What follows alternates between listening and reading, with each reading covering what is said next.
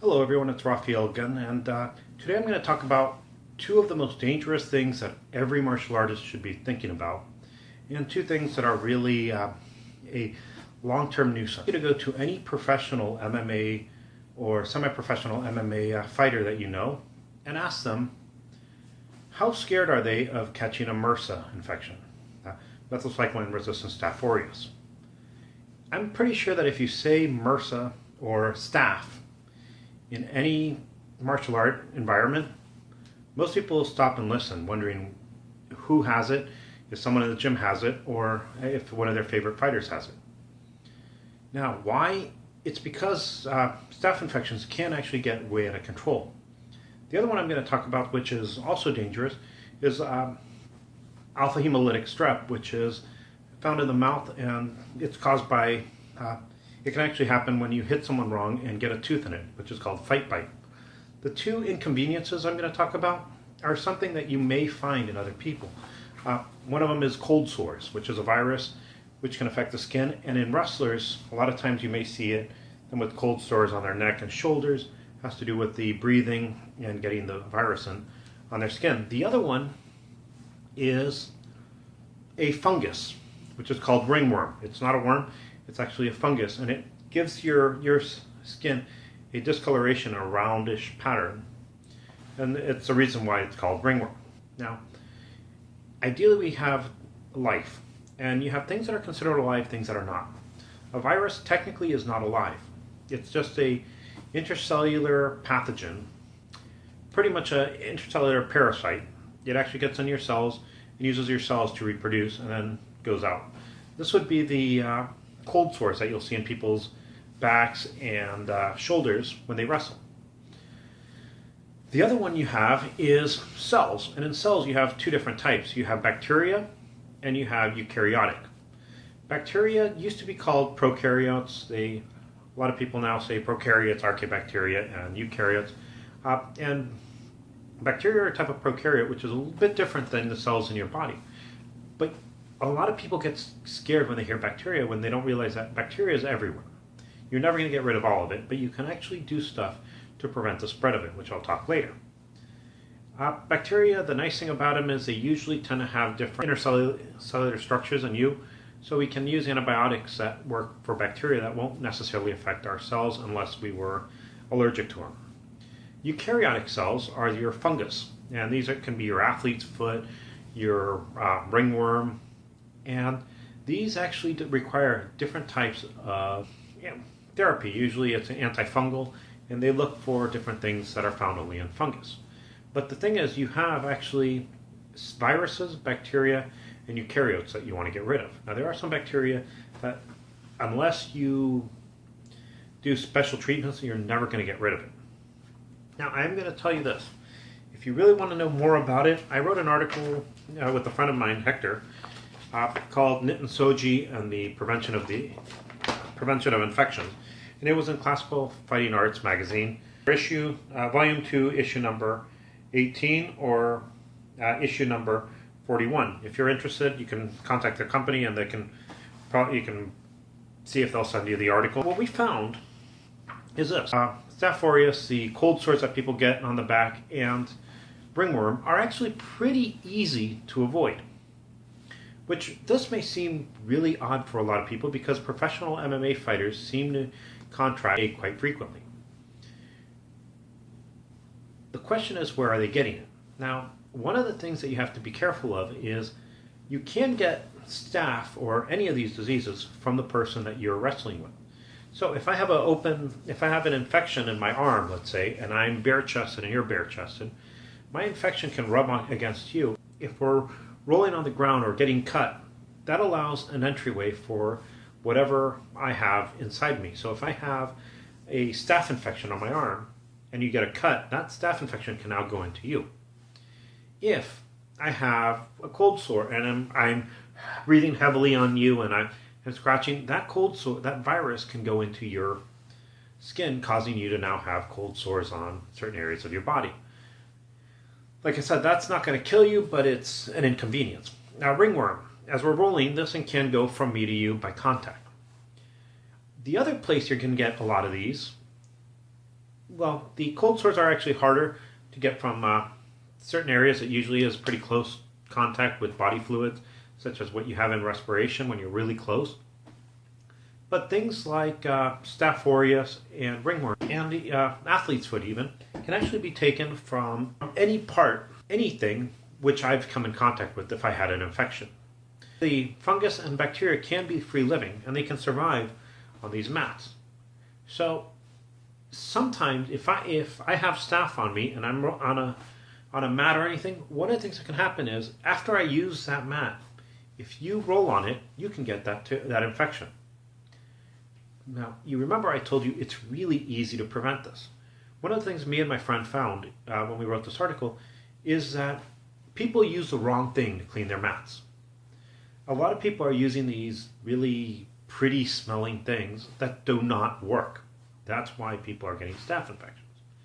So, if you're using stuff that doesn't work in killing the bacteria or the fungus, it doesn't matter that you clean the mats. You're still going to get these infections.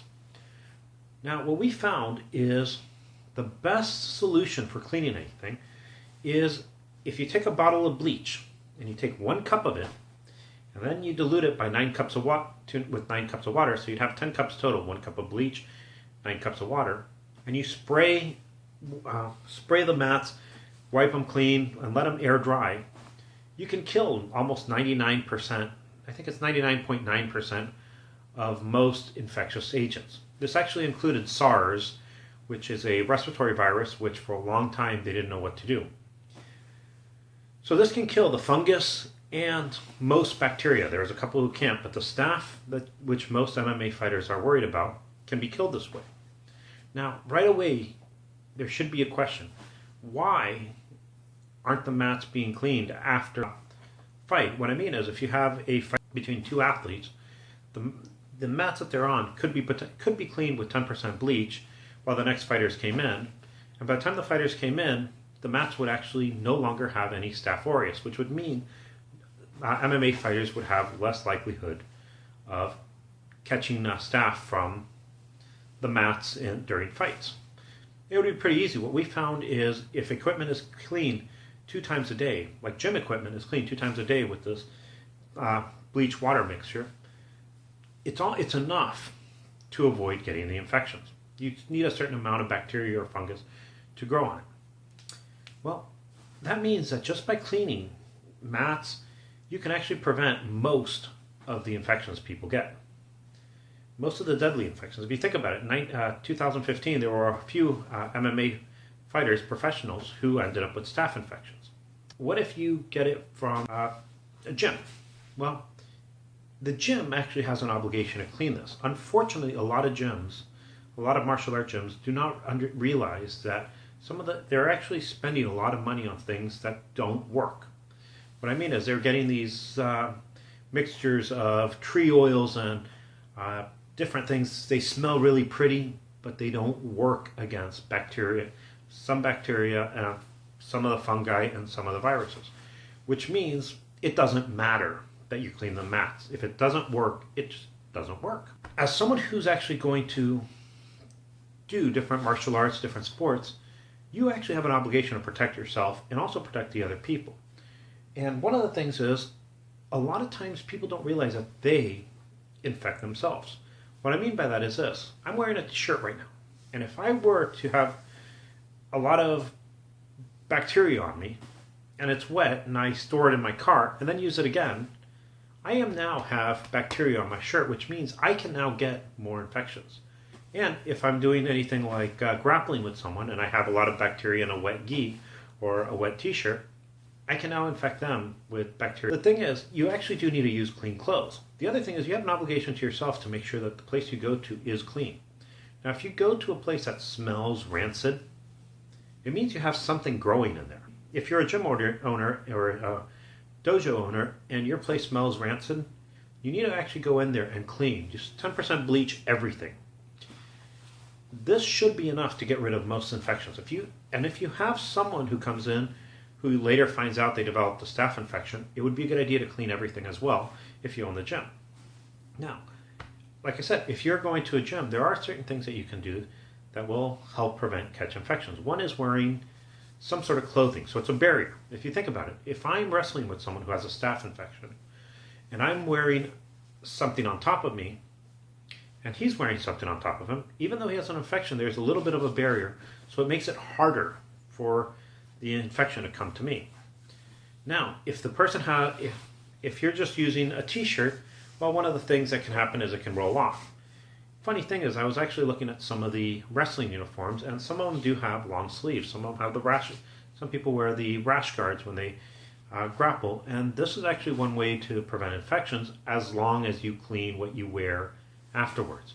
If you wrestle with someone or you grapple with someone and you take your sweaty long sleeve shirt and throw it in the trunk of your car, pretty much you're growing more bacteria for everyone. Okay, congratulations, you're now infecting everyone in the gym. A week ago, I made a video on the gi. And what I found is, usually when we wear gis, they tend to be the white gis. And most people don't. I talked about the benefits of it. And here's actually a new one that I just realized. The gi is a white, thick cotton gi. Cotton has some sort of property that's slightly antimicrobial, which means it can be bleached when you throw it in bleach, even though it says don't do it, and cleaned in hot water. Now, what this means is if you wear a gi and you bleach it in hot water, you actually get rid of 99.9% of all infectious agents that were once in your gi. It also is a thick uniform, so when you are rolling with someone, you actually avoid direct skin-to-skin contact, which may be the reason why so many martial arts did adopt the gi. For instance, judo uses a gi. I actually saw old pictures of the founder of Krav Maga using the gi. And I've actually also seen pictures of, the Gracies were using the gi before the no gi idea came out. So one of the things is, we do have a lot of ways we can prevent bacteria. The biggest one is hygiene and using something that works. Like I said, all you need is a cheap bleach from any grocery store, and you want to dilute it, 1 cup of bleach to 9 cups of water. Spray it, and usually you want to make this every time you use it. If you own a gym, you would want to do this at least 2 times a day to keep your people safe. Now, the other thing that happens is, a lot of times when you get any of these infections, you can cause more infections on yourself. You think about it. If I have an infection in my shoulder and I go to sleep and that infection rubs on my sheets, well, my sheets now have that infection. If I get rid of the infection and I'm still using the sheets, I can end up re-inoculating myself. I can continue to infect myself with the bacteria or fungus that I have. So it's important to clean your sheets if you have any sort of infection the best you can to make sure that you don't reintroduce the bacteria and fungus to yourself. Some of the fungus can actually live on bathtubs for a while. So again, you have to clean your area. Big thing to remember is infections can kill you, but Staph aureus can kill you. And so the idea is make sure you clean. You maintain yourself clean. Make sure you maintain your house clean, and you make sure that you don't spread bacterial infections to the people you train with. I made this, and as all of you know, it's free. Anyone can access it, and you're more than free to share this. If you own a school, please use the information here to make sure your school doesn't get bacterial infections. I hope that there are maybe some people who are involved in some sort of MMA type organization, and they can see this and think, hey, you know what? Maybe it's not a bad idea to clean our mats between fights with 10% bleach. I hope this video helps you and you found it worthwhile. And if you did, and hopefully you can watch a couple of videos, and if you watch a couple and you find them interesting, please subscribe. Also, on the bottom, let me know what you think, and enjoy your training. Be seeing you.